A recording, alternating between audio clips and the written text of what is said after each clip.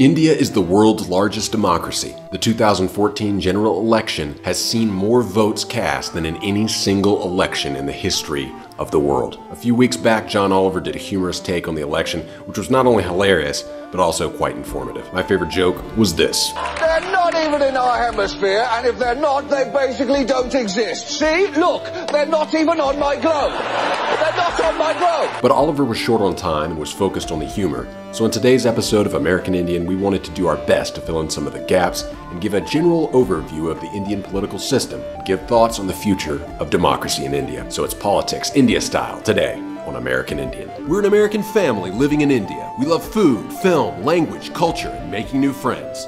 Join our adventures from America to India and beyond.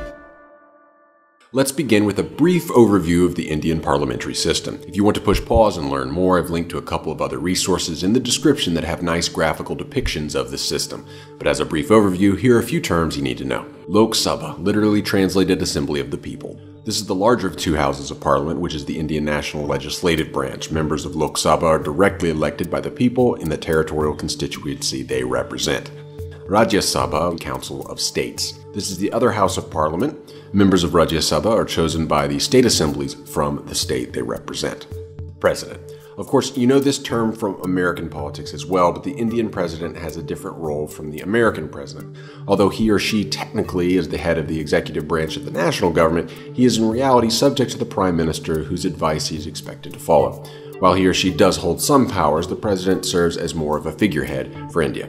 The Prime Minister, or PM, advises the President and holds most of the political power in the national government. Neither the President nor the PM is elected directly by the people. Rather, the Lok Sabha, Rajya Sabha, and individual state assemblies elect the President, and the majority party, or if there's no majority party, the biggest alliance of parties, in the Lok Sabha choose the Prime Minister, but individual voters can affect who is chosen by voting for their local members of the Lok Sabha and state assemblies. Someone mentions the word politics to you. What's your first reaction, usually? A mess, yeah, I told you.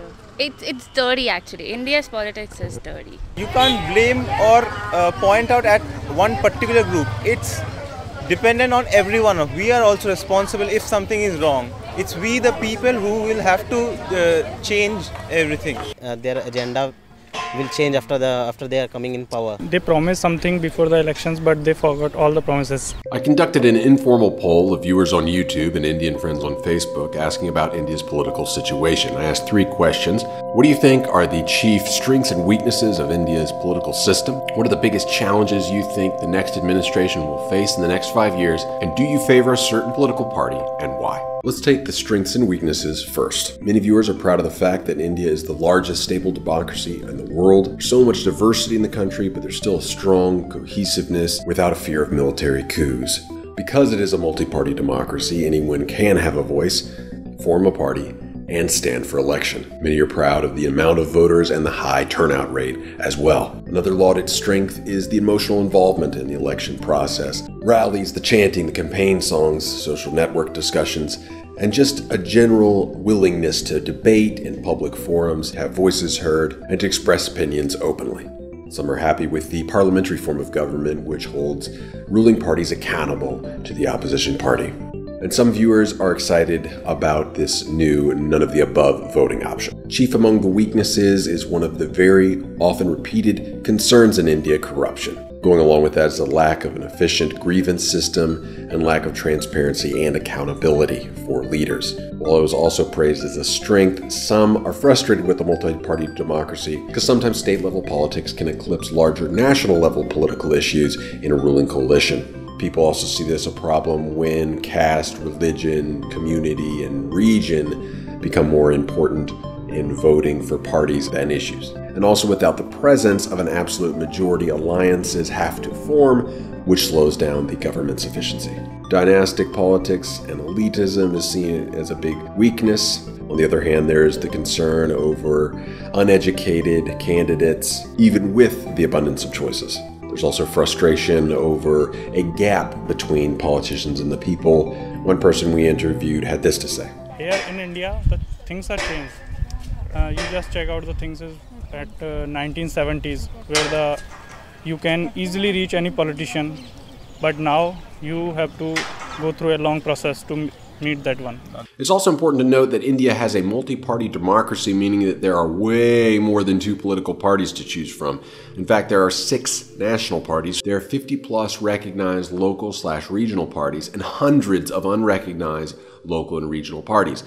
The result of this is that it's rare for any single party to get a majority of seats in the Lok Sabha, so after the elections, parties form alliances, and the majority alliance is allowed to choose the Prime Minister. The major parties and PM candidates to be aware of for this election are the National Congress Party. As the largest party in the United Progressive Alliance, Congress has been in power for 10 years now. They are a more liberal, pro-poor party whose platform includes welfare schemes such as health care for all and pensions for the aged and disabled.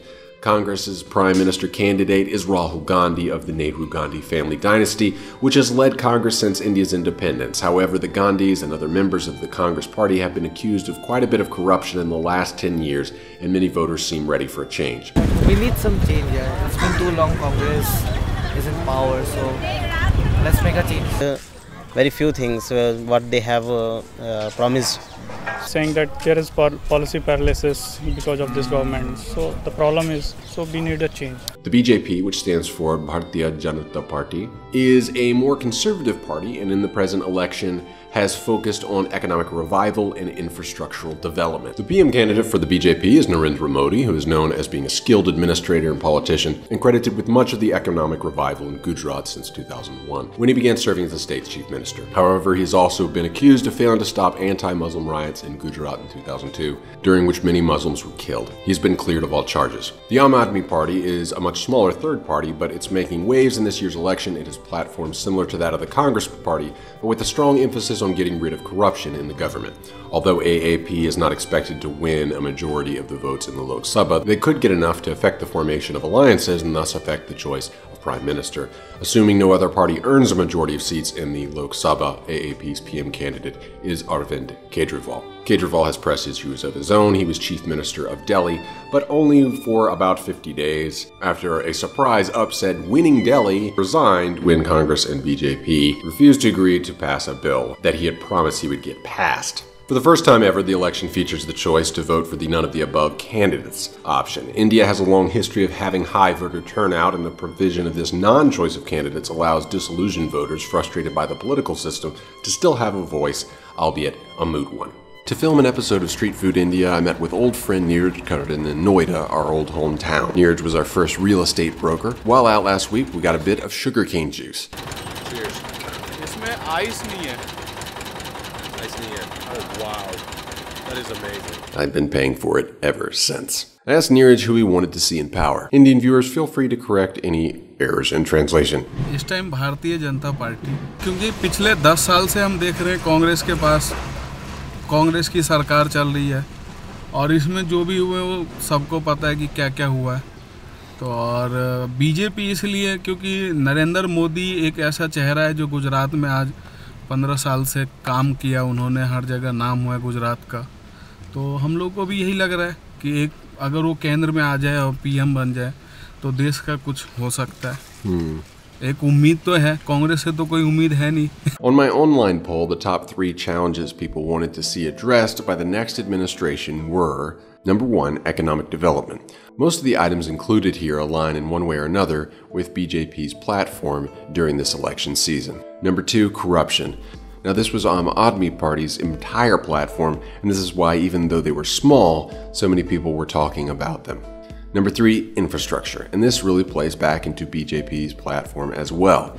Congress really didn't do a good job this election of identifying a clear party platform. It could be argued that economic equality is one of their goals, women's rights, but their presentation was not clear, and pretty much all along it's been unanimous on the streets that they didn't have a chance. While official election results will be released on Friday, all the exit polls to varying degrees predict that the NDA, which is the alliance headed by the BJP, looks to win handily. Even on my own very unscientific and small sample YouTube poll, BJP won by a margin of almost 2-1. That's 2-1 including everyone else. At the time of our counting, BJP was approved by 64% of my commenters, citing Modi's boldness and ability to make good economic decisions. while AAP rang in at 25%, with supporters holding out that they would bring a layer of transparency and greater citizen involvement, while Congress, with only 3.5%, saying that they're the lesser of three evils. Even none of the above had more support than Congress on our end at 7%. Interestingly, there was not one vote for specifically regional or communal parties. Perhaps it's because it's online and regional party supporters realize it could start a flame war, I don't know. So it looks like it's going to be the Bharatiya Janata Party Parliament beginning in 2014. I know this isn't our stereotypical American Indian type of video, but we wanted to give a bit of a fly-on-the-wall perspective, letting Indians tell us what's important to them in this election and what democracy means to them. I hope it's been informative and hasn't put you to sleep. So to my Indian viewers, if there's anything you'd like to add, please feel free to do so in the comments. Until next time, Vande Mataram, Satyamev Jayate. Thanks for watching. Rowan could not be reached for comment regarding the election. Actually, we did reach him, but this is all he said.